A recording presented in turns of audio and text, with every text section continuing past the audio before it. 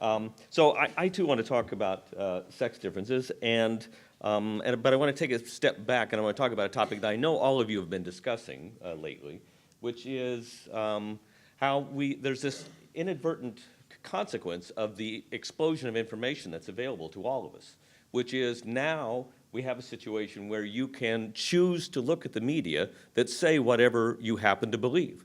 And there's no need for you to be challenged in your thinking because somewhere you can find someone that thinks exactly the way you do. In fact, you can find lots of people that way. And I think the modern version of Plato's parable of the cave is not people looking at shadows on the wall and thinking that's reality. It's the person looking at their Facebook feed and they think they're seeing reality.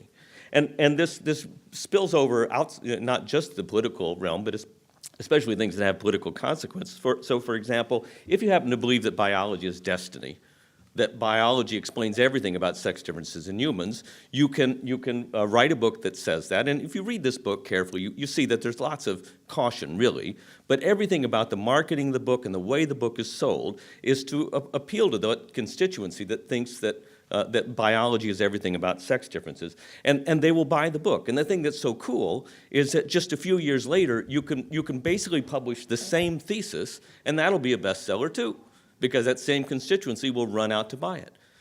Not to fear that there's no diversity of opinion. If, on the other hand, you're very suspicious of any biological influences on human behavior, you can write a book that looks at the same data, and again, if you read carefully, you see that there are occasionally admissions that biology matters, but everything about the book is packaged and written to de-emphasize those. And again, you can wait a few years later and you can publish basically the same thesis, and that too will be a bestseller. On the other hand, if you publish a book that says there's some biological influences, but society matters too, the first thing you've done is you've pissed off both of those constituencies, none of whom are going to buy your book. And in fact, it'll be the minority of people that, and if you write that sort of a book, the publishers won't be knocking on your door saying, please write it again, right? Write another version. So what I especially like about Melissa Hines' book on this topic, which is over 10 years old now, is that she really tries to give people a sense of why there's this dispute about whether there's sex differences or not, and that Catherine got at, and where she talks about effect sizes. Cohen's D prime. How many standard deviations are there between the means of the two populations you're talking about? And Melissa points out that for all the sex differences in behavior that back when she wrote the book in the early 2000s was still on everyone's mind, sex differences in behaviors like math ability or verbal ability. And if you look at those things, they tend to have pretty modest effect sizes of about half a standard deviation. And the important thing is you can see is that, so for verbal ability, for example, there are plenty of men who have, on average, less verbal ability. There are plenty of men who have more than verbal ability than the average woman, and likewise, you could find that in terms of math differences. There's lots of overlap. And in fact, believe me, when I first got interested in sex differences back in the 1970s, everyone knew that the sex difference in math ability, that clearly reflected evolutionary differences in the way men did, et cetera. But the funny thing is, in my lifetime, that sex difference is shrinking and is going away. So right now in Iceland, girls on average perform better on tests of math performance than boys do. So, how biological was that? And then Melissa goes on to say that if you look at really big sex differences in the human brain, you can find a few. They tend to be in this range, in the range of a D prime of about 1, like the sex difference in overall brain weight, which of course is proportional to body size, and the difference in gray matter, where women on average have more gray matter than men, and yet there's lots of men who have more gray matter than the average female, and that's an important thing to keep in mind when you're talking about what sort of sex differences we're talking about. Now, what's really interesting to me is the big sex differences in human behavior are not and never were in terms of verbal ability and math ability. The big sex differences in human behavior are all related to sexual behavior and sexual attitudes. And so these are the differences in behavior that tend to be rather large. But even so, note that they're only about a D prime of about 1. Right? So, and these are all, by the way, the other thing I want to point, and I don't need to tell you which sex tends to emphasize these behaviors more than the other. You already know. Another advantage of talking about these big sex differences. And the other thing I'll point out to you, I'm not talking about sexual orientation today, but I want to point out to you that in all these ways, gay men are just as masculine as straight men. And so where is this attitude that, how do people get this thinking that gay men are less masculine than straight men? It's always been a mystery to me. I especially want to point out this interest in visual pornography. That's probably the biggest sex difference that we can talk about. And I'm going to show you a cartoon. I'll give you a chance to read it. Now, as New Yorker cartoons go, this one strikes me as a little flat. But, I mean, it's not really quite all that clever, right? But I want to point out, but it's great for pointing out the size of the sex difference and interest in visual pornography. It is this. If we take this cartoon and we switch the positions of the husband and wife, we have no idea what the joke is. What would she be looking at? I mean, Zappos? I mean, there's no joke there. And yet, that difference, as Melissa would point out, that is dwarfed by a sex difference we all know about, the sex difference in height. So here's what the sex difference in height is. It's much greater than that. And yet, and I say this speaking as a man who's 5'6", we all know there are plenty of men that are shorter than the average woman and plenty of women who are taller than the average man. So I think these are important things to sort of keep in mind when we talk about sex differences and try to apply them to what they mean for behavior. And so I don't need to just remind you briefly, thanks to Peg's great talk, that the idea that's been around for some time now, over 50 years, is that the presence of the Y chromosome causes testes to develop, and that testes then use hormones to masculinize the periphery, and that in the absence of Y chromosome, ovaries develop and no testosterone, and therefore the periphery develops in a female fashion. And the organizational hypothesis is that the brain is just one more organ that is listening for this unifying signal to decide whether to become masculine or to develop in a feminine fashion. And don't worry, there are plenty of men who are much more fanatical about chocolate than the average woman, right? So I'm not. It's just a joke. And so I also want to remind you from Peg's talk that testosterone can have masculinizing influences in two different ways. And we've heard so far about one ways in which testosterone is aromatized to estrogen and acts through estrogen receptors to have an effect. I'm going to be talking about another pathway where testosterone itself or some of its metabolites can act on the androgen receptor.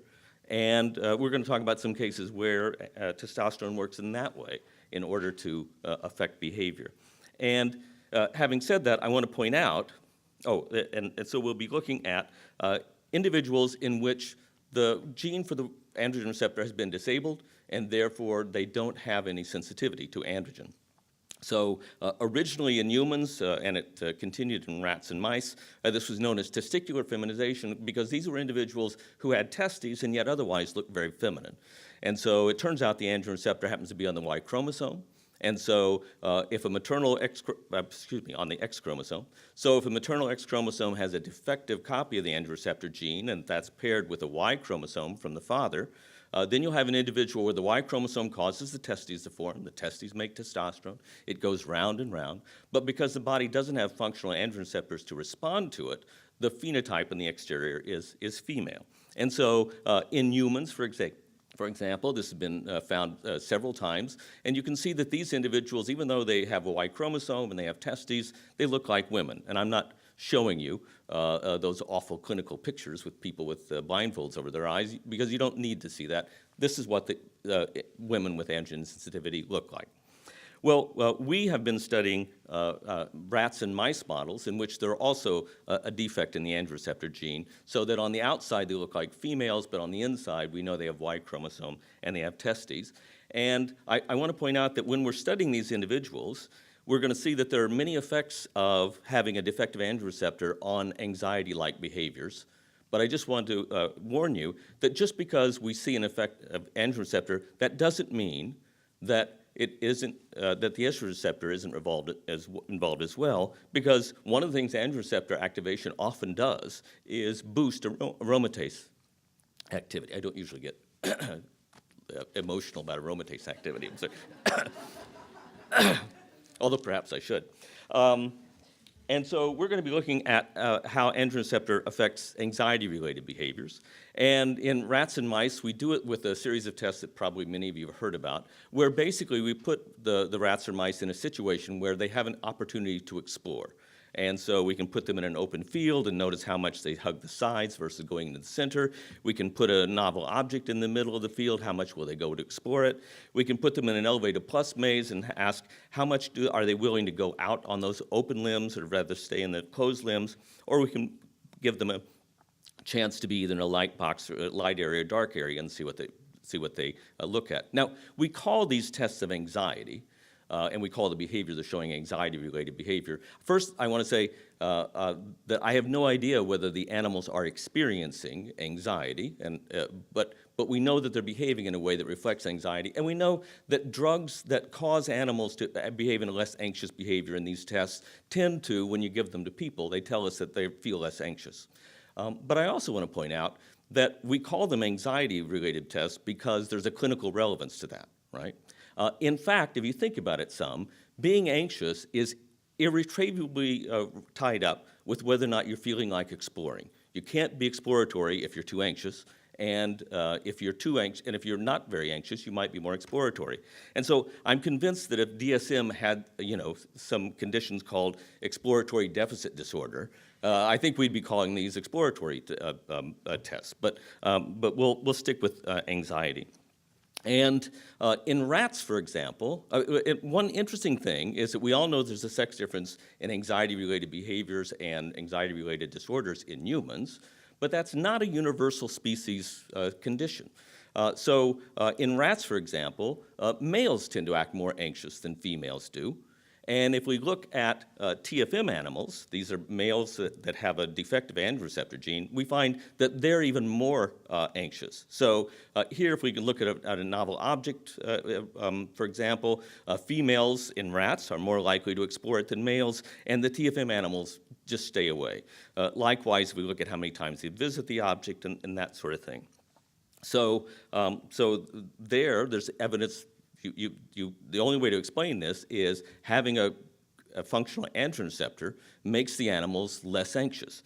And we can look at court responses too, where again, if we look at animals and we give them a very mild stress, we just put them in a novel object test and look a little bit later, what we find is that females show more of a court response than males do, but the TFM animals are acting like females in that regard.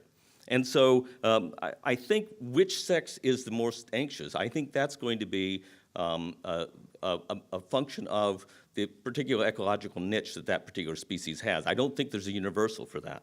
But I do think there's a universal rule, and that is across animal species, as far as I know so far, there is this business that testosterone makes animals less anxious. We say that it has an anxiolytic effect. And I think evolutionarily, that's how it has to be. I think there's a pervasive difference in terms of evolutionary strategy of males and females where that makes sense. You need to remember that most vertebrate species are seasonal breeders. They're not making testosterone all the time. They only make testosterone when it's time to breed.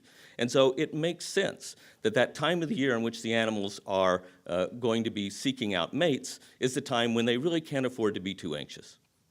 And so it's the time when they tend to be more aggressive. And remember, especially in mammalian species, where there is intense male-male competition for reproduction. In most mammalian species, most males who reach reproductive age never get to copulate even once, right? It's very fierce competition. And there's an old saying that gets at the same matter, that faint heart never won fair lady. And so, and Shakespeare, stole that. It was already an old saying when he used it. And so to get back again to the fact that women are more likely to be to suffer from anxiety-related disorders, I just want to point out that if you look at the world around us, in the particular society we happen to live in, I think you could make the case that a female who is not anxious is not paying attention, right? I mean, there's certainly lots about our particular society that gives women every reason to be anxious. And so I'm not trying to in any way suggest, and I certainly believe that society could change in such a way that women would probably have fewer anxiety disorders. I have no doubt of that. But on the other hand, I think that it's possible that in addition to that, women may be more anxious than men because they don't have this benefit, this anxiolytic benefit of having testosterone around. And if we look in rats and mice, we can find lots of reason to support that idea. So in mice, like humans, females tend to act more anxious than males. And I'm glossing over that data. But in mice, as in rats, if the animal doesn't have a functional androreceptor gene, the males don't, they are less likely to visit novel objects. They are less likely to spend time in light areas, et cetera. And they're less likely to explore when they're put into an open field. And so testosterone is responsible for this difference. Let's see. And there's also a difference in court response in that TFM animals, they have slightly higher baseline levels of court, but they have much higher levels of court in response to some sort of mild stress. And this difference, let's see, so this difference also suggests that for both rats and mice, when testosterone has an anxiolytic effect, an androgen receptor must be present for it to have that effect. So again, I'm not saying estrogen receptors don't get in the story too, but if there's no functional androgen receptor, there won't be any anxiolysis that takes place. And so we were interested in this as a way of trying to get at, of course, no one's going to suggest that we give women testosterone in order to make them less anxious, because of course there are lots of side effects of that. On the other hand, if, as Catherine says, we could leapfrog over whatever testosterone is doing and go straight to the brain and do the same thing in the brain that testosterone is doing there, that might be a viable strategy. And so we wanted to look at the idea that whether we could find out where in the brain testosterone works to have this anxiolytic effect. And we relied on a Cree-Lock system, and we wanted to validate the system first, where we use Cree-Lock system to disable the androgen receptor on one X chromosome. And what we found is that we could recapitulate the TFM phenotype. That is, this animal has testes inside, it has a Y chromosome, but because its androgen receptor gene has been recombined, the body doesn't respond to it, and so they have the externalized nipples that male mice and rats don't normally have, and they have that feminized periphery. And we can check and look in the brain, and we can see that whereas in wild-type animals we can find lots of androgen receptor in the brain, when we look in these animals with the recombined allele, they have absolutely no androgen receptor in the brain whatsoever. So we know that we knocked out androgen receptor everywhere in these mice. And when we do that, we find that they too are more anxious. And the thing that's interesting about these various measures, I'm just showing you some of them, is that you see that in males, whether all these animals are castrated and they either get testosterone or blanks, whereas in males, there's an anxiolytic effect of testosterone. The TFM animals don't seem to know any difference. Testosterone, they seem to be completely immune to testosterone in any of its anxiolytic effects. And so that then led us, and if we look at their response to court, we see that males that are having testosterone on board show a nice court response, but males that are without testosterone, so a much more elevated court response, and TFM animals, even though they have as much testosterone as these animals, because they can't respond to it, they too have the elevated court response, all in keeping with the idea that androgen receptor works as an anxiolytic effect. And so we combined animals with the Cree-Lock system, where we used flox AR, and we combined it with a nesting Cree. And our aim was we were going to knock out androgen receptor in the brain, and therefore, of course, the animals should be immune to the anxiolytic effects of testosterone. So we made those animals, and the surprise for us came when we find that we thought we had knocked out androgen receptor entirely in the brain, and yet the animals were were not affected by it. So, in fact, the only effect we got was it turned out there's some very specific behaviors where it was the nesting Cree transgene itself that had a slight effect on behavior, but knocking out androgen receptor had absolutely no influence on any of these. And we're just showing you some of the behaviors we looked at. And then if we look at court response, we see too that even though we knocked out androgen receptor in the brain, they still show no more of a court response than any of the other males. And so we started looking in the brain, and we used a reporter construct to tell us that indeed the nesting Cree was causing Cree to be expressed throughout the brain. But when we looked at androgen receptor using immunocytochemistry, we saw that it depends on the brain region you're looking at. So in wild-type animals, there are areas in like the amygdala, the BNST, the hippocampus, and the medial prefrontal cortex where you see lots of androgen receptor. When you look in TFM animals, you see none, of course. That's good. When you look at the Nest and Arko animals, the ones where we thought we were going to knock out androgen receptor throughout the brain, in fact, in some areas we did. The BNST, the hippocampus, medial prefrontal cortex, we chose those all because we know they're related and associated with anxiety-related behaviors. And indeed, the manipulation seemed to work. They had absolutely no AR there. But when we looked in the amygdala, and we're just showing one nucleus here, throughout all the amygdala and the hypothalamus, we saw that despite our manipulation, there was still some androgen receptor left. And so we're then stuck with this concern about what's happening here. So one possibility that we're seriously considering now is it could be that when androgen receptor makes animals less anxious, it's not doing so by acting in the brain, that it's doing so by acting on the periphery, and something about what it does to the periphery makes the animal feel less anxious. I think that'd be kind of cool. On the other hand, because we did have some residual androgen receptor left in the amygdala and hypothalamus, it's always possible that there was enough there that testosterone continued to have an anxiolytic effect. And then on the third hand, I scratch my head and say, but I mean, it seems like, I mean, we've really knocked down AR a lot in those regions. It seemed like it should have reduced it some.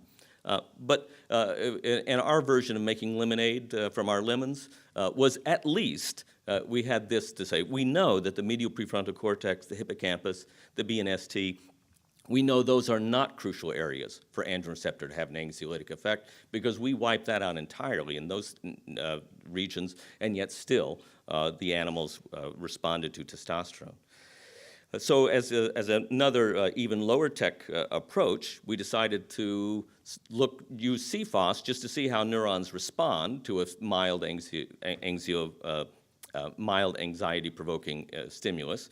And we would compare, we'd have animals that have the functional androgen receptor gene and testosterone, and those that have a functional androgen receptor gene and no testosterone, and compare them with our TFM animals who have absolutely, this is now globally knocked out, androgen receptor, have absolutely no AR anywhere, but are also getting T. And so which parts of the brain respond differently? So first, of course, we showed that the cFos worked. So this is just a neutral red counter stain, and these dark things you see here and in close-up, those are cells that showed a cFos response. And you can see being put in a light dark box caused more of these cells to be expressing cFos than if the animal's in a control condition. And we also saw this in iTFM animals, these induced TFM animals. That is, if they put in mild anxiogenic condition, they would show some cFos response. And now the question is, which part of the brains show differences in cFos between TFM animals and wild-type animals? Because those are possible regions where testosterone works on androgen receptor to reduce anxiety. And when we looked, on the one hand, there were certain parts of the brain, the hippocampus and the medial prefrontal cortex, where we saw that whether the TFM allele was there or not, whether the animal had a functional androgen receptor gene or not, the cFos response in those brain regions was absolutely the same. We thought we were going to look in the suprachiasmatic nucleus as a control nucleus because we knew there's plenty of androgen receptor there. And what we saw is that there was, that the anxiogenic situation did provoke some cFos response there. And interestingly, the iTFM animals showed the same sort of response as animals with no testosterone at all. And so I'm not sure, I'm not ready to say the suprachiasmatic nucleus is important for androgen modulation of anxiety, but we have to consider that possibility. On the other hand, when we look at the basolateral amygdala, which I know some of you might have suggested would be the most likely place to modulate anxiety, what we saw is that animals that wild-type animals that had testosterone on board showed more cFos expression than wild-type animals without testosterone, and that the TFM animals, even though they had plenty of testosterone, without a functional androgen receptor, they acted just as though there was no testosterone at all. And so one possibility is that when testosterone acts on androgen receptor to reduce anxiety in these mice, it's possible that it's doing so by acting in the basolateral amygdala. And of course, there are things we can do to track down that possibility. Although, I got to tell you, I'm sort of getting my heart set on the idea that maybe the brain isn't involved in this particular effect at all. We'll see. I'll keep you posted. Before I go, I just want to point out the people that actually did the work. Damien Zuluaga is the one who began the work, which was really a new venture in my lab when we started, and who now has a faculty position at SUNY Albany. And Chia Chen just finished more recently. She's doing a postdoc at University of Michigan, and it was she who looked at did the studies in mice and looked at the effects of Cree-lox manipulations. And so I just want to, the big take-home message is faint heart never won the fair prize. So thank you.